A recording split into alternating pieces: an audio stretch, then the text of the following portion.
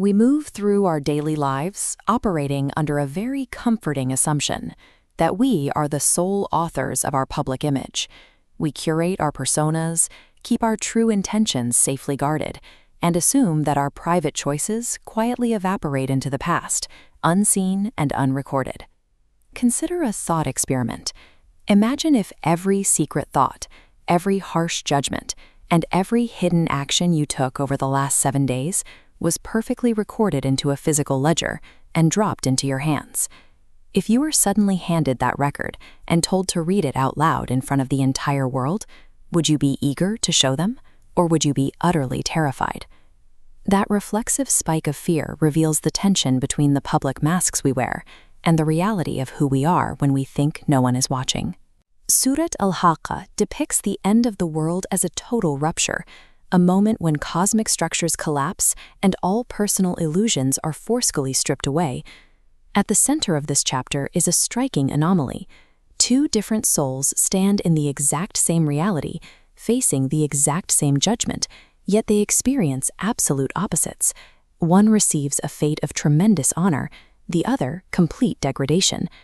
The text makes it clear that this massive divergence is the sudden, unshielded manifestation of the choices those souls made while they were alive. The chapter begins with the saved soul. This person is handed their record in their right hand. Instead of hiding it, they react with profound joy, demanding that everyone around them read the honor they've received. This eagerness to be known aligns with the psychology of integrity. When a person's private actions align with their stated values, they experience no anxiety about being scrutinized. Their joy is the natural response of a coherent self. In the mystic tradition, this state is tied to muraqabah, or watchfulness. This soul lived with the constant expectation of being held accountable. Because they had already been living in the light of judgment, the arrival of the actual reckoning brings no fear. The physical experience of this soul reflects that internal peace. The text places them in an elevated garden where the fruits hang within reach, a direct answer to the difficulty of their earthly life. This exalted state is the harvest of the integrity they planted on earth. Then the scene pivots to the second soul. They receive their record in the left hand, the hand of rejection. They are immediately overwhelmed by the terror of sudden, inescapable self-knowledge.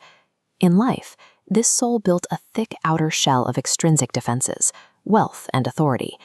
Under the pressure of ultimate truth, these external layers dissolve, revealing a hollow core. Stripped of material illusions, the soul is left defenseless against the reality of its own nature. The physical consequences for this exposed soul are stark. They are seized, fed only filth, and left without a friend. The text identifies a specific root cause for this degradation. The soul did not urge the feeding of the poor. Caring for the needy activates empathy circuits in the brain. Hoarding resources refuses to recognize human worth. Thus, the connection snaps. Ibn Arabi suggests the soul's punishment, a 70-cubit chain, is its own selfish limitations made physical, a restrictive loop that binds the self. The afterlife finalizes the absolute isolation the soul had already chosen in life. These verses move the stakes from a distant future to the immediate present. The afterlife is the concrete realization of exactly who we are right now. The differences between the right hand and the left are being written today. Every choice to share rather than hoard, or to yield rather than dominate, is a sentence added to the record. The poet Rumi taught that we are constantly standing in front of the mirror of reality.